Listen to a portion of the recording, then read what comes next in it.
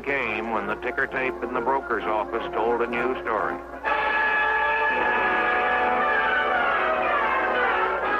It was panic. 16.5 million shares of stock sold in a single day.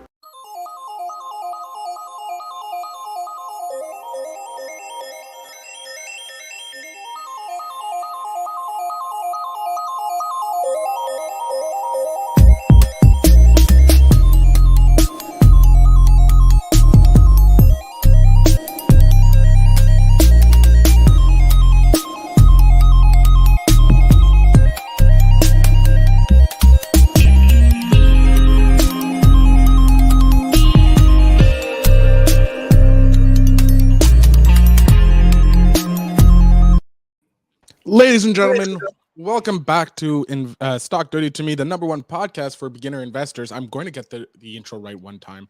I'm, of course, Phil Better, the podcast mogul. With me, as always, is Tony Samensky and Lloyd J. Ross, the millionaire money mentor. How are you guys doing today? What's up, man? Good to be here. Tony, you're muted. Hold on, I'll unmute you. You're mute. Tony, your mic's not connected. Stock Dirty to Me. Yeah, Stock Dirty to Me. Yeah, no, you have to connect your earphones, Tony. You have to connect. As always, Tony's having problems with his headphones, which seems to be a common occurrence for this episode. Oh. I had it on mute like an idiot. My bad. There you go. I was like, I could hear you fine. All right, guys, since I'm feeling like crap and I'm glistening like I'm sweating all buckets, I'm going to jump off and let you guys run the show. So let's see how you guys can do without me. So the floor. It's going to mediate, man. What if Tony's all USA and I'm all China? It's going to be like war. Then I'll be all Canada and stay out of it and neutral. Yeah, be neutral and shit. Both of them are the biggest trading partners of Canada. I'm not messing this up. I'm going to stay away from this argument. So, boys. Cool. The floor is yours. Great. What's up, Tony? I'd like to think I'm more like the U.S. and you're more like Russia. So, and Phil could be NATO. Phil could be NATO. Oh man, we're in AUKUS together. We're in alliance. How you doing, man? Good, man. It's good to see you. Here we go. I'm glad you weren't the shark fatality this week. Yeah, I was thinking about you. I was like, oh man, I hope that's not the only person I know in Australia. Man, someone sent me the video this morning of that actual attack. And my dad sent it to me, and I'm like, "Is this dude fishing?" And there's this shark. Anyway, it's a long story. I don't know why Stock Dirty to Me is actually calling me, but someone Stock Dirty to Me is calling me on my mobile phone. Anyway, so we're here to talk Tony, about stocks. did you do a call? Someone just called me. Tony, did you call us? Someone just called me from Stock Dirty. Yeah, it wasn't. It definitely wasn't me. Tony it was Tony who called us. Yeah. All right. I'm going to jump off now. Okay. So let's talk about, what are we going to talk about today, Tones?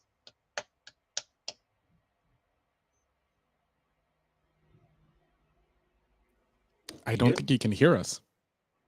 Can you hear us? No, he can't. This is why he's... Can you hear us? Oh, he's frozen. All right. I know we wanted to talk about the Fed raising rates aggressively. I know that's something on the table today. Yeah, sure. Tony just messaged the group. What happened? Yeah, because you called us, Tony. We also wanted to talk about, what else do we want to talk? I had a whole list of things. View on Facebook. I'll look up here. What do we got over here? I just watched 2 hours of Charlie Munger talking at the Daily Journal. Some interesting things. Yes, we have the Daily Journal stuff. They had their recent meeting. We also have how McDonald's have the pricing power, or stocks like McDonald's have the pricing power to combat inflation. Yeah, which is big. Sure. And the dangers of the raising rates too aggressively. Yeah. So okay, let's go with that one first, then, shall we? Raising the rates aggressively? Sure, let's go. Well, I know nothing about this, so teach me. No, it's interesting. I know you're sick, so I know that you want to talk about interest rates, right? So, yeah. You know, interest rates, it's interesting for people who are listening or watching. Interest rates are to stocks like gravity is to like objects, right? What's up, Tony? You called us, Tony. That's what happened. You called us. I called you? In the group chat, you called us. It said I got a call from you. From me? So, yeah, that's what it's... And I was like, what is that? So I just declined it. Anyways, I don't know what that. Lloyd was just explaining the aggressivity of raising interest rates. Guys, I don't know. Technology is killing me right now. Facebook's really killing me. I can't figure this shit out. I'm too old. You should buy stocks in Facebook. That's how I'm going to do it. I just don't understand the business, as you can see. I don't know what I'm doing. Well, interest rates are like gravity is to objects, when it comes to stocks, because when rates rise, the discount rate you use to value cash flow assets, it actually goes up, which means the present value of the future cash flows is less, which means the business is actually valued less. And that's what's happening now. Is there's a big reset happening in the value of businesses based on the fact that the cost of debt is going up or going to go up, right? Like the Federal Reserve said, we're probably going to increase rates between 5 and 8 times this year. Something that's interesting for people to know is they typically raise rates a lot faster than they drop them. So the biggest risk is, the risks are, if you're currently invested in overvalued stocks, be prepared to see them come back to their values based on their future cash flows. If they're not producing cash flows, prepare for those stocks to fall too. So if you're holding stocks that don't produce cash flow and they're overvalued, they will fall. Simple as that. They will fall this year. And you watch when the Fed increases rates, people are like, oh my God, they increase rates, I'm going to sell. And you'll see your portfolio just decimated. So the idea is to set up and rebalance your portfolio to stocks that do well in inflationary periods, which is typically stocks that actually have pricing power of their own product.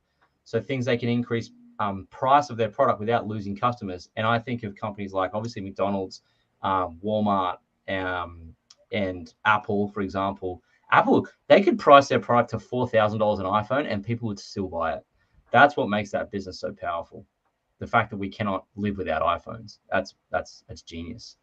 So yeah. Please don't make them raise it to $4,000. I can't I can't afford it. They could probably raise it to 10,000 and still sell a shit ton. Truly, because people would actually mortgage their house to buy an iPhone. That's how important the technology is. People don't realize that. That's why Warren Buffett bought it. He knows that. So it's got pricing power. I think it's really well entrenched. Apple, Google, what maybe bank, like the bank, they're pretty solid companies, So anyway, that's what's going to happen this year. So buckle up. So you're telling me that GMC, like GameStop and AMC are probably not the best thing to have my stocks in right now. Like my money should be out of those stocks. Well, if the Fed's going to raise rates, I think you want to be 50% AMC, 50% GameStop. Okay, if you're breaking down the percentages. Do you know what's interesting though about GME and GameStop is GMC and GameStop is that the reality is they are actually legitimate businesses. Mm-hmm. They actually do produce cash flow. They actually can be valued. So if you take those future cash flows and you value them today, you'll find the price is not what it's currently sold for. The value is worth a lot less than what the price is currently being sold for. So at some point, in the short term, the market's a voting machine. So it's like all these people are voting for GME and GMC and GameStop. They're like, oh, vote. So in the short term, it's a voting machine. That's why you see these massive spikes. But long term, it's a weighing machine. So eventually, the stock price has to fall back to the level of cash flow earnings. It has to, right? And it will. So you buckle up for that. It 100% will. Yeah. I don't think rising interest rates is going to be a bad thing for the economy. A really good example that I went to school for business and minored in economics, and one case study economists always like to look at is what happened in Japan. And I don't know if you're familiar with that. So in the 70s and in the 80s, Japan had a 25% inflation, which is insane. And around the world, we had the oil crisis, which really hit them hard and hit the whole world hard. And as you know, oil is basically pegged to the US dollar. So oil controls a lot with the economy, and especially OPEC, the countries that control most of the world's oil, they can essentially tank or help rise any company's or country's economy if they wanted to, because oil is that beneficial to every country right now in the world. So what happened with Japan was they had a massive inflation problem. and then they rose interest rates, or they did a series of interest rates cuts and quantitative easing, and it helped the economy. The economy was booming, the stock market was booming, and all of a sudden it was booming so much they had this huge speculative bubble from the economic bubble bursted in Japan. Yeah. The economy, the stock market tanked, property values were sky high, kind of like here, and it all just bursted. So what they did again, the interest rates were already low. They already lowered them to pretty historically low percentages, maybe a half a percentage point or a quarter basis point, which is like 0.25%. And what happened was they decided to do negative interest rates, and something that's unheard of with quantitative easing. And this is the first time this has been done. And they kept interest rates negative for a long time. And what ended up happening was one of the worst things that could happen to an economy, and especially in Japan's case, because they didn't have the growth that. One good thing about the US is the GDP is still growing every year, even with inflation high. Japan was a little bit different. And also we have the world reserve currency, and the oil is pegged to $1. So there's a lot of advantages to the US that Japan didn't necessarily have. So what happened was interest rates being negative actually hurt them and caused what's called stagflation, which is one of the worst things that could happen to an economy. For about 20-something years, Japan had no growth at all, and they actually were in a deflationary environment. And what ended up, everything was so cheap there that all these, I don't know if you want to call them prime ministers or presidents, whatever, I forget what they call the presidents in Japan. I believe it's prime minister. I think it's prime because they're- ministers. yeah. Every prime minister that came in tried to do something to help this, to grow the GDP and help the country break out of this deflationary state. And just as they were starting to recover a little bit, the 2008 financial crisis hit and then destroyed them again. So Japan's a really good example of what happens if you fuck around with interest rates too much, where you bring them to zero and then you have them at zero for so long and the economy's still not growing, and then you actually go negative interest rates. Yeah. So it's one example of quantitative easing gone bad, and a lot of economists look at their example and their model of what happened and what not to do. So I think countries learn from that, especially the United States.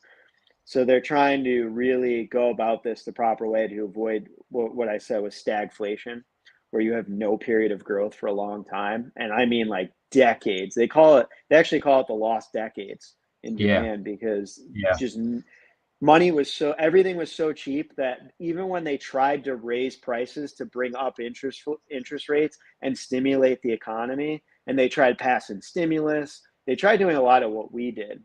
They tried infrastructure bills and all kinds of things to boost the economy. And at that point, prices have been so low for so long that nobody was buying anything. It was like, I'm not going to spend more money for anything. Prices have been so low for 20 years. Yeah. So that's something we want to avoid falling into. Yeah. Well, you want to have luckily, oh, sorry, go ahead. You go. No, it's just that you want to still have that lever to be able to pull if there's a problem. And I think if the lever's been down for too long, you need to leave it back exactly. And I think that's kind of a negative to keeping interest rates so low for so long is when you do start to raise it, you actually can't start raising interest rates, because then it becomes too expensive and no one's going to want to participate in the economy. There's no growth. Yeah. But luckily, we just saw the quarterly growth actually was up again. And I think the U.S. is a totally different situation. But it's something you don't want to leave interest rates at zero for too long. You have to raise them at some point. Well, I think what's interesting about what you say, Tony, is if it stays for too long, what happens is you start to get GameStop speculation. You start to get Bitcoin and cryptocurrency speculation. You start to get speculation in every area. And what we've got to contend with now as investors is we have to choose the lesser of all the evils, because there's still a bubble in stocks. There's a bubble in every asset class because of too much loose money. So it's like, where do I put my money? Well, you don't want to put it into a savings account.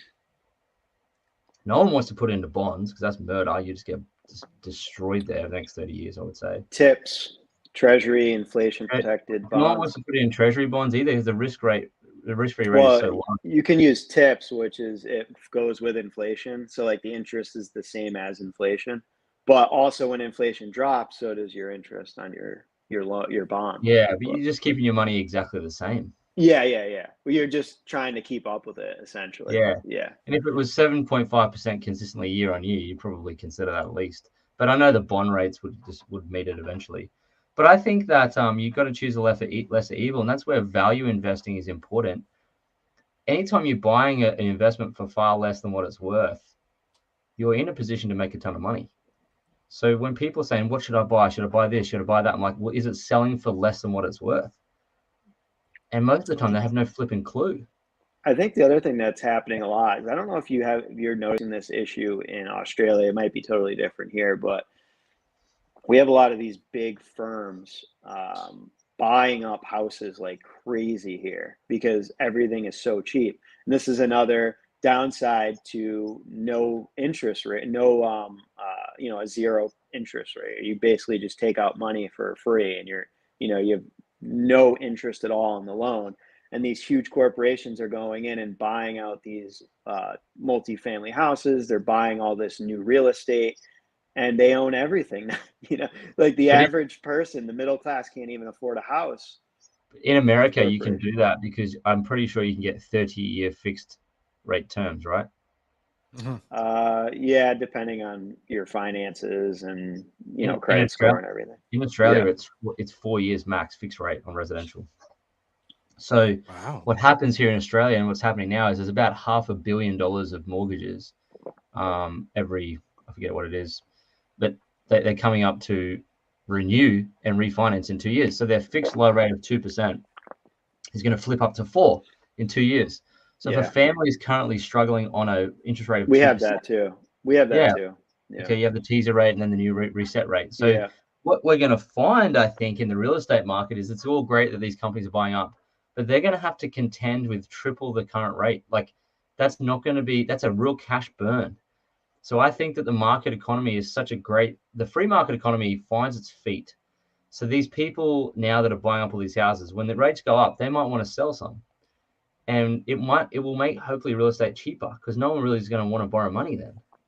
So when debt is more expensive, the market will find its feet eventually. I think it'll even out, so. And that's why you raise interest rates to fight inflation and to stop all this insane purchasing, But I think it's going to haircut people that need a haircut. There's people out there like millennials, zennials growing so much hair. I'm like, you need a flipping haircut, man. The only thing you've ever seen in your life is a bull market. Especially the last 2 years have been insane. I actually did something I tell people never to do in preparation for March. I actually sold all of my QQQ.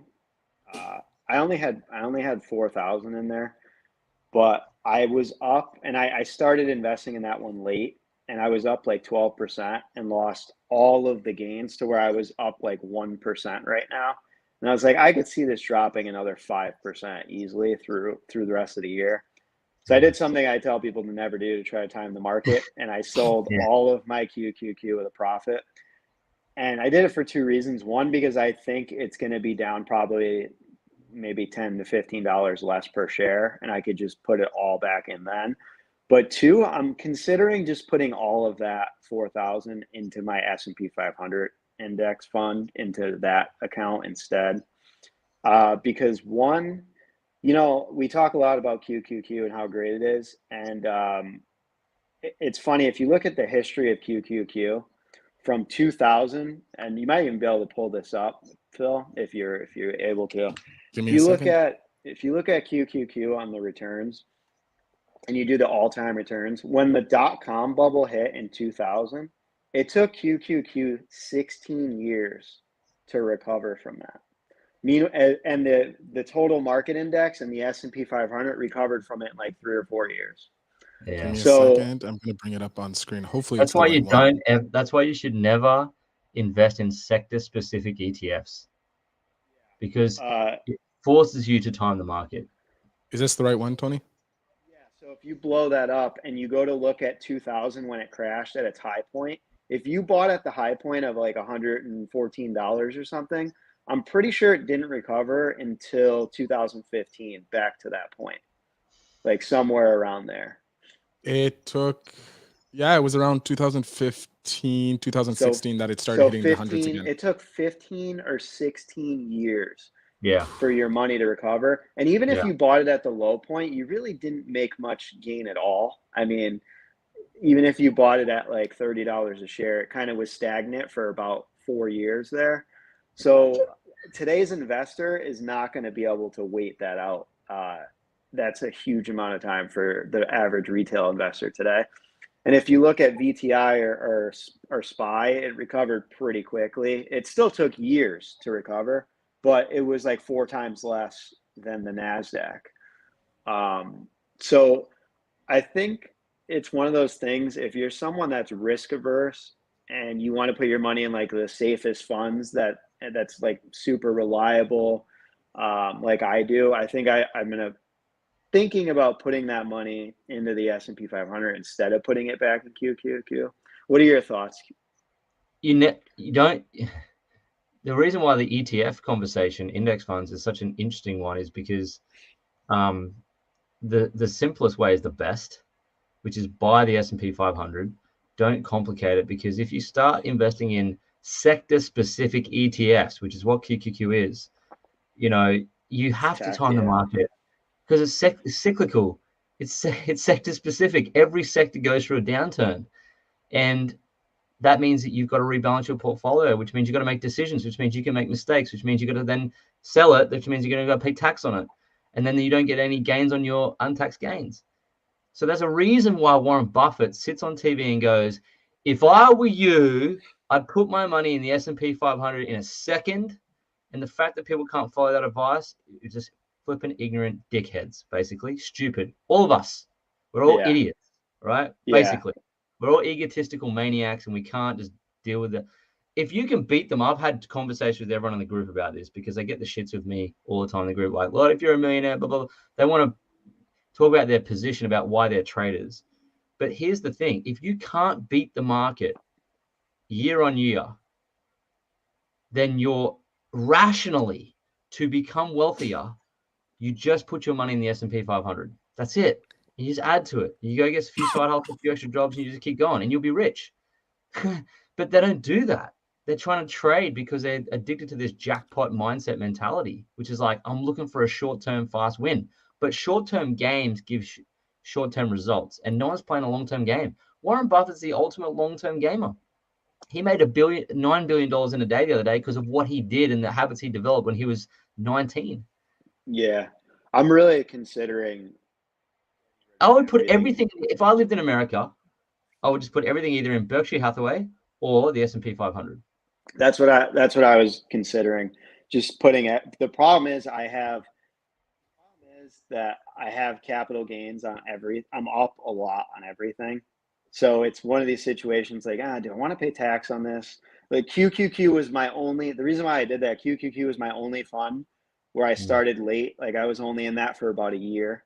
I started late in that one, and it came back to almost what I paid. So I'm like, you know what? I could sell this, take a very small tax hit, still get out with a little profit, and then take some time to think about what I want to do with this $4,000 if I want to add it to the S&P. I think I have like 7,000 in the S&P right now. So I could just put that in there and get like 11, 12,000.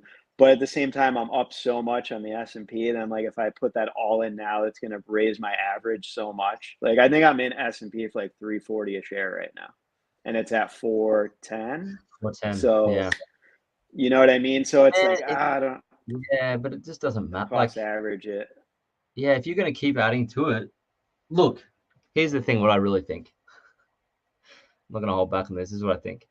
If you just decided to put your money in the S&P 500, okay, that was it. You just did that. You'd own the best companies in the world in your own currency. There wouldn't be any currency risk. You would never have to pay taxes again on any sales, ever. So there's no CGT and tax risk and sales risk, and there's no decision making ever. There's no decision risk, and there's just no dividends, rotation risk, and there's nothing, right? And if you do that, then once that's done, your whole focus actually moves away from stocks in your investments, and you move away from treating it like a business. And you then look at you take your brain and your firepower and your energy and your youth, and you go and look for ways to make extra money to dump in the S&P 500. But whilst ever you're mucking around with stocks, you're losing the opportunity to go make a ton of money out there to actually put in your stocks. And I think this is what people don't recognize. Your stocks will only perform or grow to become millions of dollars if you go find more flipper money to put in it. So it takes away this whole focus on something you can't move faster. It's like getting a woman pregnant and then staring at her, hoping she has a baby sooner, right? But some things just take time. Yeah, it doesn't work. I tried that. Doesn't work. There you go, right? You know firsthand. Took you at least 9 months, right, Tony? 9 months to get your baby out. And it was a long 9. I can only imagine. So that's what I actually think, Tony. Like looking at people in their stocks, I'd say, look, put it on the S&P 500. If you don't know how to value a stock based on cash flows or really understand the economy, you have no business, I think, investing. You're just going to lose money. So if you put in the S&P 500, my question would be, how are you then going to go and start making more money to put in there? So take a second job, start a side gig, skill up, sell yourself, get a pay rise, whatever you need to do. But that's really where your attention should go. That's how I got wealthy. People think it's all about, I put in stuff. I did, but the fact is I could, if you can make more money elsewhere. It's income, yeah. It's not a secret. And the thing is, I've known that for years about the S&P 500, but I've been playing games and buying other things. I'm like, what am I doing? I should just, especially after thinking about it today and like where I see QQQ and the NASDAQ heading for the rest of the year. Yeah. And I think the S&P is going to be down for the year too. But like we talked about, I feel good about the S&P recovering. Whereas I'm like, I don't know, the NASDAQ 100, it's all tech and financial, which is going to be hit hard by interest rates. Well, the S&P 500 is going to be too. Yeah. You got ExxonMobil, you got Chevron, you've got financial stock like banks are going to do well. I think it's all 12 sectors of the market. Yeah, you're going to do. Yeah, that's what's great about it. It is heavy in tech. But at the present moment it is, but it wasn't. In 2002, ExxonMobil was the biggest company in the world, so it was energy heavy back then, and now it's tech heavy because Apple's the biggest company in the world. Yeah, so it'll rebalance. It'll rebalance for you no matter what happens to innovation and technology. The hardest thing about picking stocks is how the hell would have anyone ever guessed that that Apple could buy fucking 10 ExxonMobils in next 20 years? No one could have picked that. No one. So you have to understand that technology and innovation is very hard to read the future. And who would have guessed that Exxon's not even in the S&P, is it? Didn't they remove Exxon? Yeah. No, Exxon would be in there, surely. Oh, is it? Must be. I thought they got replaced. Maybe I'm thinking of a different oil company. Hold on. It's the biggest oil company in the world. Maybe, but I can't. I thought it did because it lost profitability, and you have to maintain. It probably dropped out of the Dow. Maybe that's what I was thinking. I think maybe that's what I was thinking. Yeah, I can't. Phil, can you look that up? I might be totally bullshit, but I thought it dropped out of the Dow. I think. No, it's on the NASDAQ. No, the S&P 500. Oh, S&P. There's no way. I couldn't see that happening. It has to be the top 500 biggest in America. Surely. It's definitely not in the top 10. No, but the Dow's top 30, so it could have fallen out of the Dow. But it got removed August 31st, being replaced by Salesforce.com. In the S&P 500 or the Dow? Yeah. It was replaced on the Dow, and then someone's saying Exxon has been crushing it since Putin's has been having fun on Ukraine's backdoor. I think it got replaced on the Dow. Yeah. Okay. I doubt 500. Is that the Dow and the S&P, or just the Dow, Phil? S&P. I'll check the Dow now. Oh, so it was replaced from the S&P. I could have sworn I heard it was knocked out of the S&P. It's still there since 1928. It's still on the Dow Jones. What? Yeah, but it's not in the S&P anymore. No. I think Exxon replaced by. Hold on. No, it's not. It's no longer there. In the Dow. It's not in the Dow anymore. because it got ExxonMobil replaced. replaced by a software stock after 92 years in the Dow. Yeah. Yeah, so that. And when We're I still put in- S&P It's 500, not in the S&P either. It was replaced.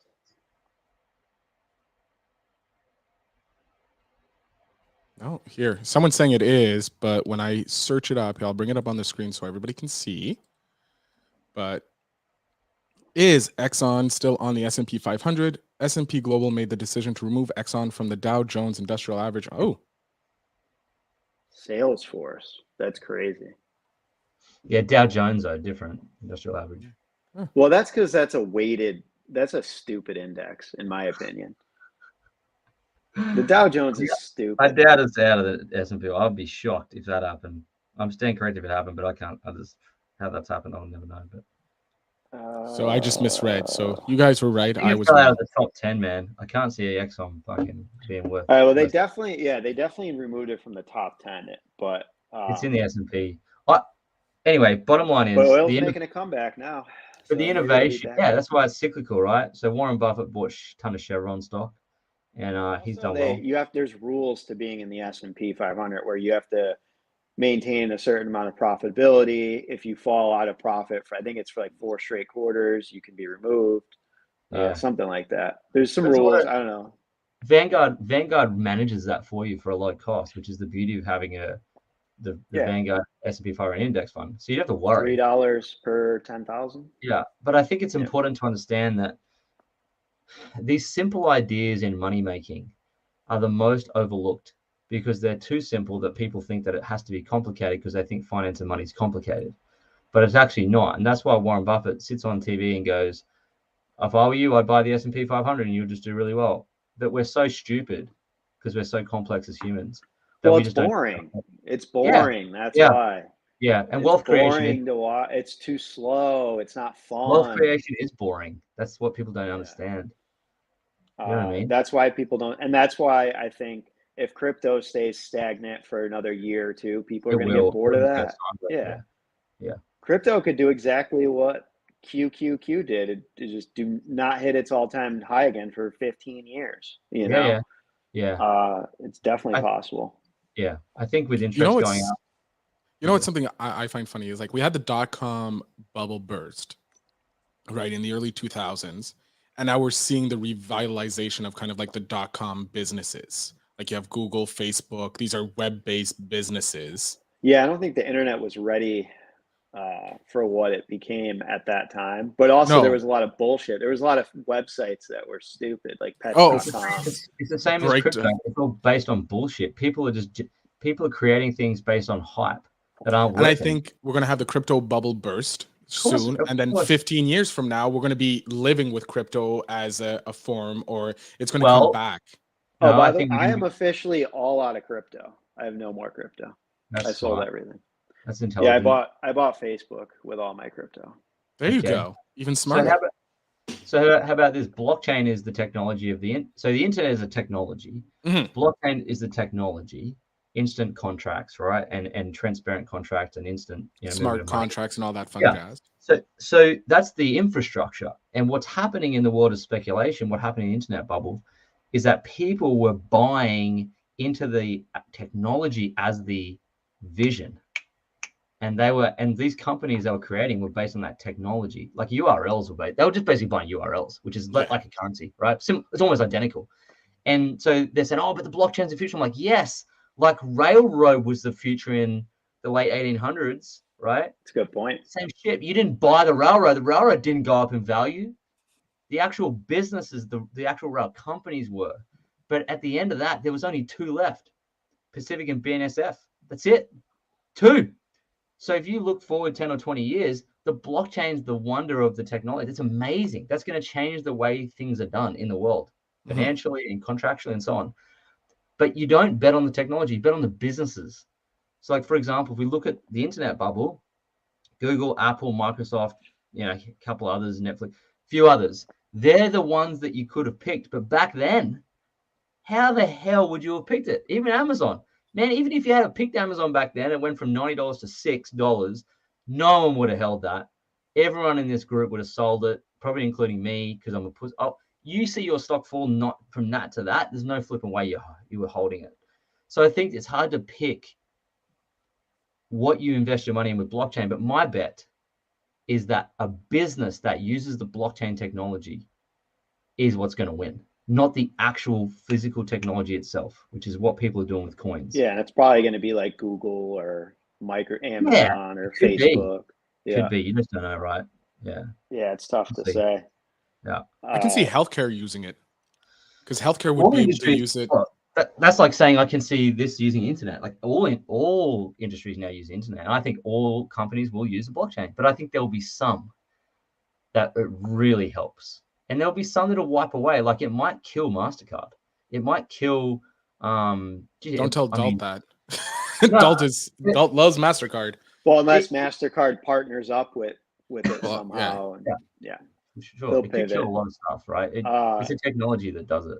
You know what's funny is there's going to have to be like a mainstream example of it that we all know, like what's happening in El Salvador with Bitcoin, how they adopted Bitcoin as a legal tender and put, $20 million of the country's treasury bonds or, saving, I guess their treasury, right? Part of their money that they're saving for debt and infrastructure projects and whatnot. They put it into Bitcoin, and then it was cut in half, in 3 months. That's because the owner. Yeah. So you go. No, go ahead. I'm just saying that's because the president of the country is an idiot. Yeah, he is. It's as simple as that. He's just an idiot. So he playing around like that. He doesn't know what he's doing. But they're promised it's gonna. They're kind of going for a Hail Mary, I guess. And I guess if you put yourself in his shoes, you're thinking, well, the country's poor as shit now. How am I going to get out of this? Like, let's speculate. Let's go for a Hail Mary. Not ideal, but like, what else are you going to do? But it's just funny how, like, arguing with people about how, it's going to decentralize and definance or democratize. I'm so tired of those buzzwords with crypto. It's going to democratize and it's not decentralized. It's not going to do a goddamn thing. It's not going to do any of that because it's first of all, it's not decentralized like people think it is. It's really not. It's not, because big companies own the most of it, and the Winklevoss thing. It's highly manipulated. It's more manipulated than the stock market. Yeah. So it's not decentralized. The other thing too is that the biggest portion of population on the planet is in China, and China have banned it. And I can see the digital yuan, the digital RMB, more likely becoming a reserve world currency than Bitcoin and the USD. On it, like USD will take a long time to knock off. It's not something you just flip or switch overnight and it's gone, right? The what? Digital what? The digital RMB, the digital Chinese currency. They've launched a digital currency in China, right? And whatever China does, it's likely that they own the network's effects of the currency system in the world because they have the most people using it. So I can see more likely we're going to use the digital RMB as a reserve currency than we would anything else. But I also think that the Fed, like the USD is already a digital currency. It's already So what the hell people talk like? They might include the blockchain technology and make it instant and transparent, which would be amazing for politicians because how they spend money is a joke. That could help. So that's how affected how they could use the blockchain to run currency and be transparent. That would be amazing. But how do you do that without getting a run on the banks? They're gonna do some type of digital dollar that is backed by some physical dollars or something. Something at some point. But they're not going to listen, the government's not going to let private money rule the country. No. Never going to. Anyway, also, why would we want Bitcoin to succeed in the US when the US dollar is literally the gold standard of the world? Like oil is pegged to the dollar. It's the world reserve currency. The reason why I can't see it succeeding is because I don't think it solves a big problem. Yeah. I really don't think we have serious currency problems. Yes, there's a bit of inflation. I don't think it's out of control. They'll raise rates. They'll settle it down. I just don't think people go, oh my God, I can't believe that I just paid for my coffee from my debit card and it took an extra 1 second. What am I going to do? I just don't think they give a shit. You know what I mean? Yeah. The thing is, that's the thing about faster transactions. It's like, how fast do I need my transaction to be? I'm in and out of when I'm paying for something, it takes 5-10 seconds. Like I need it faster. I need like, it to be what we- instant. Like I need to, before I even pull out my wallet to pay, I want it already paid. That's how I fast just I want it. don't. That's how impatient we've become as a society. We can't even wait seconds for a transaction. Like, it's I- just. What's interesting Uh, about Charlie Munger's talk this morning, if you haven't watched it, go to YouTube, Yahoo Finance, and watch it. It's really interesting. So he's 98 and he's sitting there just finishing questions from the crowd. It's just epic. He's just a legend. And he said that he feels that the US stock market is too liquid. And he said back when he was younger in Harvard, there would be about 1 million stocks or 1 million trades a day in volume. And now he said it's in the billions. And he said, we just don't need a stock market that liquid because it's actually creating a gambling culture. And he said, that's a real problem. And he said that if we can somehow make it less liquid, it'll be better. And how he suggested they do that is if you started taxing short-term gains at 50%, it would probably stop people trading. yeah, I don't know if I like that though. I feel like that. Why not? Interesting. Why not?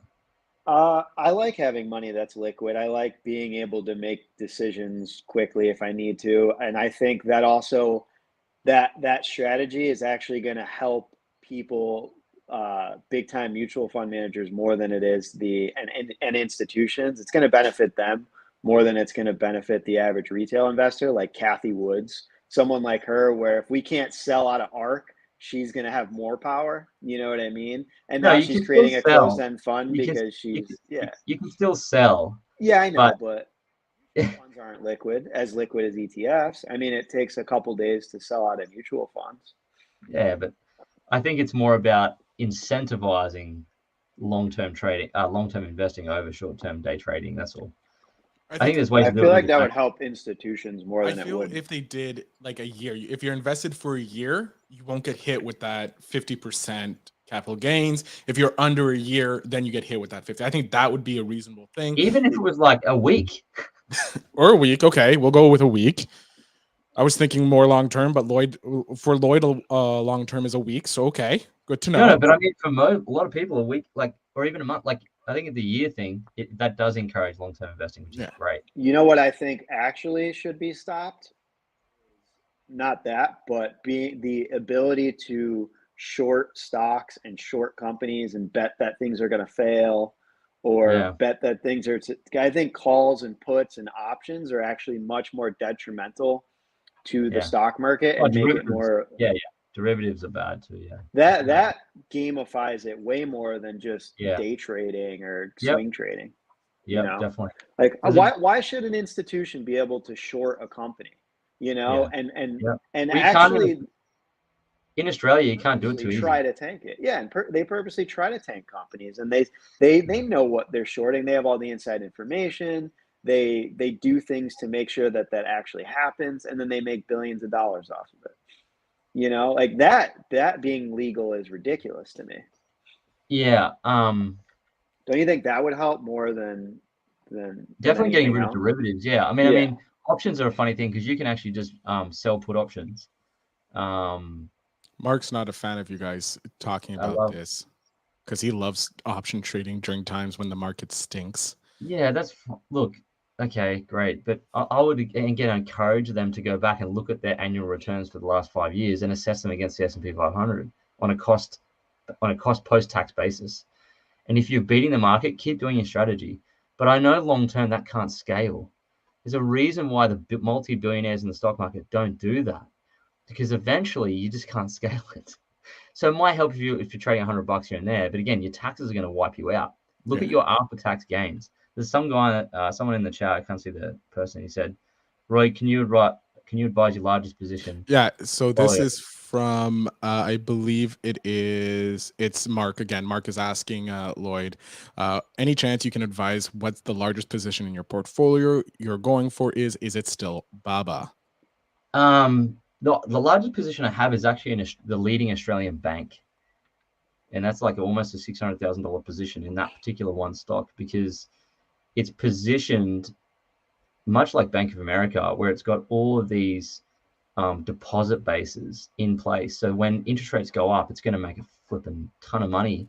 And it's very hard to replicate the bank because it's highly regulated. So it's got a wide moat.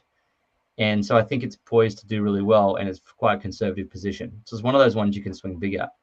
Then Alibaba is my second biggest, and I'm probably going to add some more to it this week and then post earnings, because earnings come out on the 24th of Feb. I think it's going to like plateau, flatline, whatever. If it beats, it'll rise up quite quick. If it doesn't, it might fall to 111 again. But that will eventually become my biggest. It should. I think that will sail eventually to $1 million position by itself from where it stands now. And it'll just sit there. And then it hopefully just compounds at about between 15% and 20% a year continuously. Because if you can get a long-term compounder that pulls in 20% a year, which is like what Costco's done and some others, right? Then you double your money every 3 years. And so the idea of investing is to try and figure out or copycat someone the types of businesses, you only need a few, that can compound at a higher rate than the S&P 500. So if it can compound at 15% and it's solid like Costco and those companies, you buy that and you keep that and you just let it run and you outperform the market. It's not complicated. It's just boring, and you have to hold little positions and have enough courage to swing when you see it. That's why I've only got 3 stocks. The other one's in travel. Now, do you have a separate like retirement account, or is that your only account? I don't have a retirement account. So you don't have any index. You don't have any index funds. Not at the moment. I used to. Yeah. But then I worked out I can probably beat the market. So that's what I'm positioned to do. I think it will for the next few years. Maybe my position sit.